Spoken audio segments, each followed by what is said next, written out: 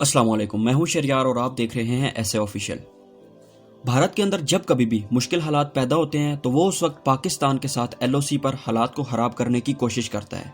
इससे होता क्या है कि भारत अपनी आवाम और मीडिया की तवज्जो को अपने अंदरूनी हालात से हटाकर एलओसी पर कर देता है। जैसा कि इस वक्त भारत के अंदर हालात बड़े ही खराब हैं। किसानों ने इंडिया में एक तहरीक चलाई हुई है। इस वक्त बैंक की तंजीमें और बहुत सारी यूनियंस किसानों के साथ खड़ी हो चुकी हैं और लाखों किसानों ने मिलकर दिल्ली को बंद कर दिया है। पूरे दिल्ली के अंदर एहतजाज का सिलसिला जारी है और मोदी हुकूमत को मजबूर किया जा रहा है कि वो अपने कानून वापस ले ले। इन किसानों में मुसलमान किसान भी हैं, सिख किसान भी हैं और हिंदू किसान भी हैं। इस वक्त जो ज्यादा तादाद में मौजूद हैं वो सिख हैं, क्योंकि भारत का ज्यादा अनाज हरियाणा और पंजाब में पैदा होता है। इसलिए सिख इस वक्त दिल्ली में खालिस्तान के नारे लगा रहे हैं। इसलिए मोदी ने जब किसानों के हक पर डाका डाला तो वो बाहर निकल आए हैं। इस वक्त भारत के अंदर हालात बड़े ही खराब हैं। इसलिए भारत ने इससे पहले एहतजाज के लाश से इतनी बुरी हालत कभी नहीं देखी।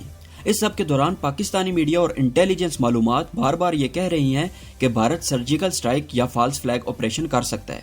थोड़ा सा आपको पीछे ले चलता हूँ। पीछे पुलवामा में एक अटैक हुआ जिसमें 40 इंडियन सोल्जर्स मारे गए। भारत ने इस पर क्या किया कि भारत ने इसका इल्जाम पाकिस्तान पर लगाया और 26 फरवरी को अंधेरे के अंदर पाकिस्तान के अंदर अपने जहाज भेजे। जब पाकिस्तान की फौज अलर्ट हुई और उनके पीछे गई तो वो अपना पे लोड गिराकर कुछ दरख्त गिराए और भाग गए और जाकर ये क्लेम करने लगे कि हमने वहां पर जाकर 300 अक्सरियत पसंद मार दिए हैं। जब इंटरनेशनल मीडिया आया तो उसने कहा यहाँ पर तो कुछ नहीं हुआ, कोई नहीं मारा गया सिवाय कुछ दरख्तों के। अब इसके बाद पाकिस्तान की बारी थी। जैसा कि इमरान खान साहब ने कहा था कि हम रिटेलिएट करने का सोचेंगे नहीं, हम रिटेलिएट करेंगे। फिर अगले दिन वैसा ही हुआ।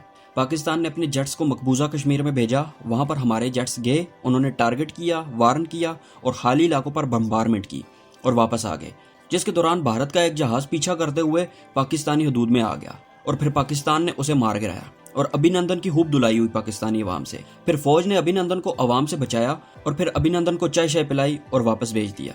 अब इस वक्त इंडिया के ऊपर दोबारा दबाव है। किसानों ने उनकी नाक में दम कर रखा है, इसलिए वो अपनी अवाम और मीडिया की तवज्जो हटाने के लिए और भारतीय लोगों को इकट्ठा करने के लिए वो पाकिस्तान के खिलाफ नफरत का इस्तेमाल करेंगे और इसको इस्तेमाल करने के लिए वो पाकिस्तान के खिलाफ एक और फॉल्स फ्लैग ऑपरेशन की तैयारी कर रहे हैं।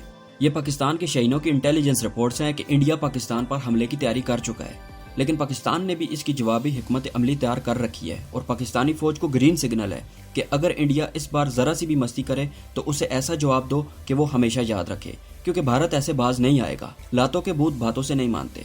लेकिन आने वाले दिनों में भारत एलओसी पे या किसी भी जगह पर अटैक करेगा।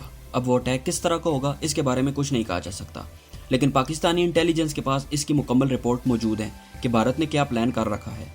वजीर आज़म इमरान खान ने इस साल के मिड में कहा था कि भारत पाकिस्तान के खिलाफ फॉल्स फ्लैग ऑपरेशन का प्लान कर रहा है और हम उसको मुंह तोड़ जवाब देंगे और हमें मुंह तोड़ जवाब देना पड़ेगा। अब भारत के पास इसके अलावा कोई चारा नहीं कि वो अपनी अवाम की तवज्जो हटाए। एलएसी पर भारत चाइना के खिलाफ किसी सूरत नहीं लड़ सकता, क्योंकि अगर इंडिया चाइना के साथ लड़ता है तो चाइना भारत को बहुत मारेगा। लेकिन इंडिया गलतफहमी के साथ पाकिस्तान को अंडर एस्टिमेट करता है, क्योंकि पाकिस्तान इस वक्त जंग में जाना नहीं चाहता, इसलिए वो पाकिस्तान को मजबूर करते हैं।